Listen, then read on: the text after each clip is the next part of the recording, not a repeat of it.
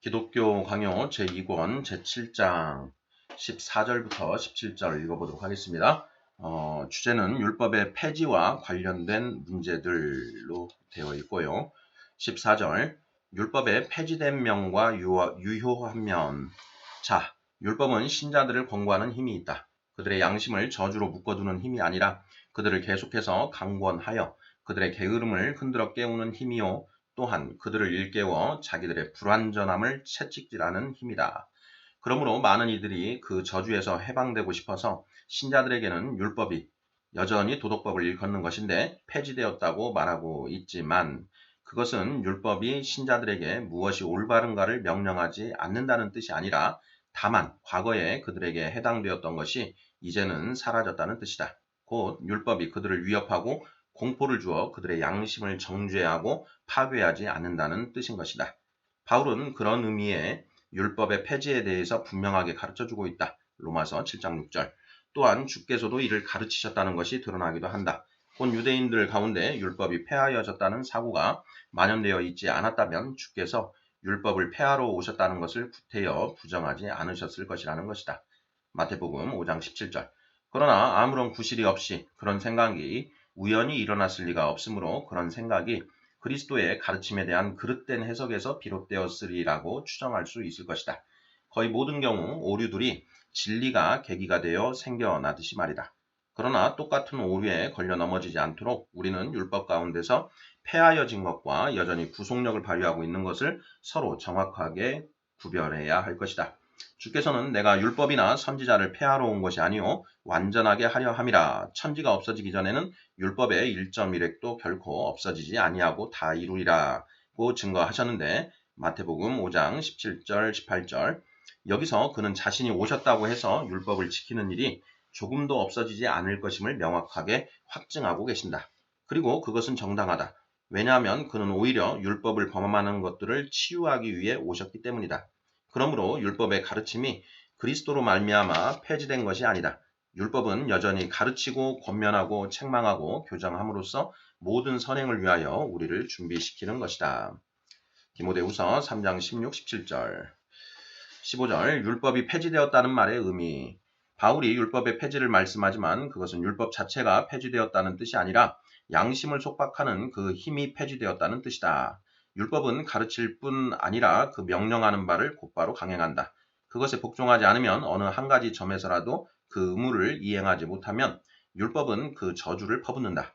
그렇기 때문에 사도가 다음과 같이 말씀하는 것이다.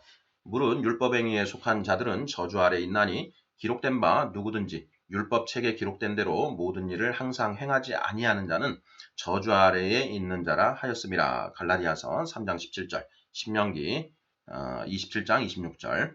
사도가 여기서 율법행위에 속한 자들이라고 묘사하는 자들은 바로 자기들의 의의 근거를 죄 용서에 두지 않는 자들을 가리키는 것이다.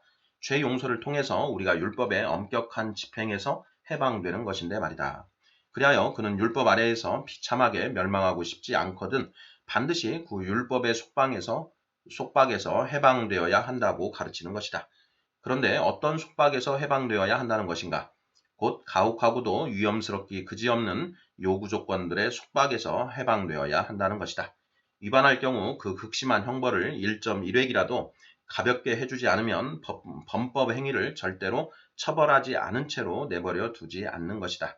바로 이러한 저주로부터 우리를 속량하기 위해서 그리스도께서 우리를 대신하여 저주를 받으신 것이다. 기록된 바 나무에 달린 자마다 저주 아래에 있는 자라 하였음이라. 갈라디아서 3장 13절, 신명기 21장 23절. 그리고 그 다음 장에서 바울은 그리스도께서 율법 아래에 나신 것은 율법 아래에 있는 자들을 속량하려 하심이라고 가르친다. 갈라디아서 4장 5절. 그러나 그 의미는 동일하다. 곧바로 이어서 우리로 아들의 명분을 얻게 하려 하심이라고 말씀하기 때문이다. 이것은 과연 무슨 뜻인가? 율법에 끝없는 속박을 받아서 우리의 양심이 죽음에 대한 두려움으로 짓눌려 있는 일이 없게 된다는 뜻이다. 그러나 동시에 언제나 변함없는 사실로 남아있는 것이 있다. 곧 율법이 그 권위를 조금도 잃어버리지 않으므로 우리는 여전히 동일한 존경과 복종으로 율법을 대하여야 한다는 사실이 바로 그것이다. 16절 의식법.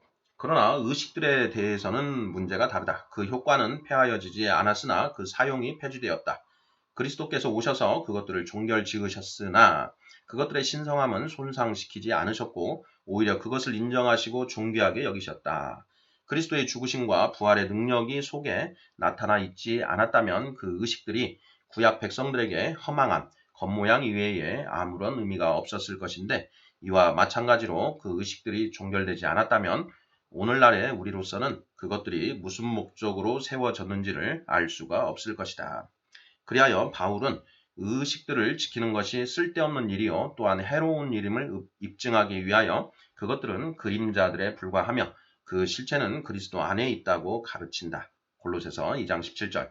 그러므로 우리는 그리스도께서 친히 자신을 분명하게 드러내신 지금 그 의식들이 멀리서 마치 수건처럼 가려진 것처럼 그리스도를 그림자로 드러내는 것보다도 오히려 그 의식들이 폐지됨으로써 진리가 더 환하게 빛을 발한다는 것을 깨닫게 되는 것이다. 그리스도께서 죽으실 때에 성소의 휘장이 둘로 찢어졌는데 마태복음 27장 51절. 이는 히브리서 기자가 진술하듯이 과거에는 희미하게 윤곽만 보이던 하늘의 축복이 이제 살아있는 분명한 형상으로 나타났기 때문이다. 그리스도의 다음과 같은 말씀도 이를 가르치고 있다. 율법과 선지자는 요한의 때까지요. 그 후부터는 하나님의 나라의 복음이 전파되어 사람마다 그리로 침입하느니라. 누가복음 16장 16절. 거룩한 족장들은 구원의 소망과 영생의 소망을 담은 가르침을 받지 못했다는 뜻이 아니라 그들이 멀리서 그림자처럼 윤곽만 희미하게 보던 것을 이제 우리는 대낮에 밝은 빛 속에서 충만하게 본다는 뜻이다. 사도 요한은 하나님의 교회가 어째서 이런 초보를 뛰어넘어야 하는지를 이렇게 설명하고 있다. 율법은 모세로 말미암아 주어진 것이요 은혜와 진리는 예수 그리스도로 말미암아 온 것이라. 요한복음 1장 17절. 만일 그 옛날의 희생 제사들 속에 속죄의 사실이 진정으로 약속되어 있었고 또한 언약궤 역시 하나님의 아버지다우신 사랑에 대한 확실한 보장이었지만 그리스도의 은혜 속에 근거를 두지 않았다면 이 모든 것들은 그저 그림자에 지나지 않았을 것이다. 오직 그리스도 안에서만 완전하고도 영구한 안정을 찾을 수 있는 것이다. 자, 우리는 다음과 같은 사실을 그대로 받아들여야 할 것이다. 곧 율법의 의식들이 종결되어 지켜지지 않게 되었으나 그것들이 그리스도께서 오시기 이전에 얼마나 유익했는가를 그것들이 종결된 사실을 통해서 더 잘 깨닫게 된다는 것이다. 그리스도께서는 그 의식들의 사용을 폐지하셨고 그의 죽으심으로 그 의식들의 효력을 확증하신 것이다. 17절 골로새서의 진술에 나타나는 문제. 이보다 다소 난해한 내용이 바울의 진술에서 나타난다. 범죄와 육체의 무할례로 죽었던 너희를 하나님이 그와 함께 살리시고 우리의 모든 죄를 사하시고 우리를 거스르고 불리하게 하는 법조문으로 쓴 증서를 지우시고 제하여 버리사 십자가에 못 박으시고 통치자들과 권세들을 무력화하여 드러내어 구경거리로 삼으시고 십자가로 그들을 이기셨느니라. 골로새서 2장 13절에서 15절. 이 진술은 마치 율법이 명령하는 것이 우리와 전혀 관계가 없을 정도까지 율법의 폐기의 의미를 확대시키는 것처럼 보인다. 이 말씀을 오로지 도덕법에 관한 것으로 이해하여 도덕법의 가르침이 폐지된 것이 아니라 그 가차없는 엄증함이 폐지된 것이라고 해석하는 사람들이 있으나 그것은 잘못된 것이다. 또 어떤 이들은 바울의 말씀 자체를 좀 더 조심스럽게 고려하여 이 말씀은 의식법을 지칭하는 것이라고 생각한다. 그러면서 그들은 조문이라는 말이 바울에게서 여러 번 사용된다는 점을 지적한다. 사실 그는 에베소서에서도 이렇게 말하고 있다.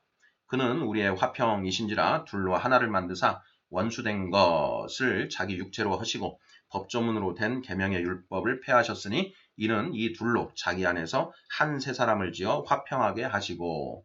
에베소서 2장 14, 15절. 이 진술이 의식들을 지칭한다는 것은 의심의 여지가 없는 사실이다. 그는 그것들을 유대인과 이방인들 사이에 막힌 담으로 말하고 있기 때문이다.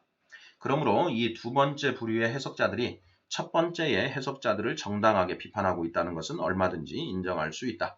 그러나 이 두 번째 해석자들 역시 사도의 말씀의 진의를 명확하게 설명하지 못하는 것 같다. 두 구절을 자세한 내용에 이르기까지 서로 비교하는 것이 마음에 걸리기 때문이다. 그는 에베소 교인들에게 그들이 이스라엘의 교제 속으로 받아들여진 사실을 확신시키고자 하며 한때 그들의 발목을 잡았던 장애물이 이제 제거되었음을 가르치고 있다. 그것은 의식의 문제였다. 유대인들이 주 앞에서 행하여 온 의식적인 정결예법과 희생 제사들이 그들과 이방인들을 서로 갈라 놓았었다는 것이다. 그런데 골로새서에서는 그보다 더 고귀한 신비에 대해 논의한다는 것이 너무나도 분명하게 나타난다. 거기서는 모세의 규례들에 대한 문제를 다루고 있다. 거짓 사도들이 그리스도인들에게 모세의 규례들을 지켜야 한다는 식으로 가르치고 있었던 것이다. 그런데 그는 갈라디아서에서 그 논의를 더 깊이 진행시키는 것처럼 말하자면 문제의 근원에까지 거슬러 올라가는 등 이 구절에서도 그렇게 하고 있는 것이다. 의식들에 대해서 오로지 그것들을 반드시 준수해야 한다는 것만을 생각하는 것이라면 그 의식들을 가리켜 우리를 거스르고 불리하게 하는 법조문으로 쓴 증서라고 부르는 것이 과연 무슨 의미가 있겠는가? 골로새서 2장 14절. 뿐만 아니라 우리의 구속의 근거를 거의 전적으로 그것들이 제하여졌다는 사실에다 두는 이유는 무엇인가? 그러므로 그것을 무언가 좀 더 내면적인 것으로 이해하여야 한다는 것을 본문의 문제 자체가 외치고 있는 것이다. 그러나 나는 이 문제에 대해서 참된 이해에 이르렀다고 확신한다. 아우구스티누스가 어디선가 지극히 참되게 기록하고 있고 또한 사도의 명확한 말씀에서 드러나는 바를 즉 유대인들의 의식들 속에는 죄에 대한 대속이 아니라 죄에 대한 고백이 있었다는 사실을 참된 것으로 받아들인다면 말이다. 자기 자신들을 대신하여 결례로 대치시킨 자들이 드린 희생제사였으니 그들 스스로 죽을 죄를 지었음을 고백하는 것 이외에 무슨 효과가 더 있었겠는가? 또한 그들이 행한 결례들은 그들 자신이 부정하다는 고백 이외에 무슨 의미가 있었겠는가? 그리하여 그들은 자기들의 죄와 부정을 기록한 증서를 계속해서 갱신해 온 셈이다. 그 사실들을 계속 증명하기만 했을 뿐 그 상태에서 해방되지를 못했던 것이다. 그렇기 때문에 사도는 그리스도께서 새 언약의 중보자시니 이는 첫 언약 때에 범한 죄에서 속량하려고 죽으셨다고 기록하고 있는 것이다. 히브리서 9장 15절. 그러므로 사도가 의식들을 가리켜 그것들을 지키는 자들을 거스르고 불리하게 하는 증서라고 부르는 것은 매우 적절한 표현이다. 그런 의식들을 통해서 그들 자신의 정죄와 부정의 상태를 공개적으로 확증하는 것이기 때문이다. 히브리서 10장 3절. 그러나 그들도 우리와 똑같은 은혜에 참여하였다는 사실에는 모순이 없다. 그들이 의식들, 사도는 그 구절에서 그 의식들을 그리스도와 구별짓고 있는데 이는 당시 사용되던 그 의식들이 그리스도의 영광을 희미하게 만들었기 때문이다. 그 의식들 안에서가 아니라 그리스도 안에서 그 은혜에 참여하였기 때문이다. 의식들 그 자체로서 생각하면 그것들은 사람들의 구원을 거스르는 증서라 부르는 것이 지극히 합당하다고 본다. 그것들은 말하자면 사람들의 의무를 증명해주는 법적 효력을 지닌 문서와도 같기 때문이다. 거짓 사도들이 기독교 교회를 다시금 그 의식들을 지키는 일에 얽어매려 할 때에 바울은 그 의식들의 궁극적인 목적을 더욱 깊이 있게 재천명함으로써 골로새 사람들에게 의식법에 자신을 복종시키면 그들에게 어떠한 위험이 닥치는지를 경고한 것이다. 골로새서 2장 16절 이하. 그렇게 되면 그들로서는 그리스도의 은혜를 빼앗기고 말기 때문이었다. 그리스도께서 이미 영원한 속죄를 이루심으로써 날마다 지켜온 그 의식들을 그것들은 죄를 없애지는 못하고 그저 죄가 있다는 것을 확증하는 것밖에는 아무것도 하지 못했는데 그것을 폐하신 것이다. 네. 여기까지 해서 이제 2권 7장이 마무리되고 있는데요. 이제 이러한 내용이 이제 칼뱅 선생이 그 율법을 바라보는 그런 관점인데요. 이제 또 다른 식으로 한번 생각을 해볼 수도 있는 것 같습니다. 지금 우리와 동일 시대를 살아가고 있는 이 세상 사람들은 이제 세 부류로 나누어진다. 첫 번째는 가주고 세대이고 두 번째는 율법 세대, 세 번째는 이제 성령 세대. 성령 세대는 이제 우리들처럼 그 예수 그리스도를 믿고 성령을 받아서 성령의 그 다스림 하에 있는 사람들이 이제 성령 세대인 것이고요. 율법 세대는 모세를 통하여 받은 그 율법을 구원의 그 수단으로 삼아서 나아가고 있는 그 유대인, 그러니까 즉 유대교의 가르침 하에 있는 그 사람들이 이제 율법 세대입니다. 자, 그리고 가죽옷 세대는 하나님이 그 타락한 인간에게 처음으로 주신 선물인 그 이성과 양심의 지배 아래에 있는 그런 세대가 이제 이 가죽옷 세대라고 할 수 있는데요. 이 가죽옷 세대는 이제 천지 만물과 인간 본성에 새겨진 하나님의 법의 지배 아래에 있는 것이고요. 그리고 율법 세대는 그 기록된 하나님의 그 법 아래의 지배에 있는 사람들입니다. 그러니까 결국 가죽옷 세대는 그 묵시적인 율법 아래에 있는 사람들이라고 할 수가 있고, 유대교 하에 있는 분들은 이제 명시적인 율법 아래에 있는 그런 세대라고 할 수가 있는 것입니다. 자, 우리가 마지막 그 최후의 심판 때에 그 가죽옷 세대와 율법 세대와 성령 세대는 그 각각 다른 그 원리에 의해서 심판을 받게 된다. 이것을 우리가 생각해 볼 수가 있습니다.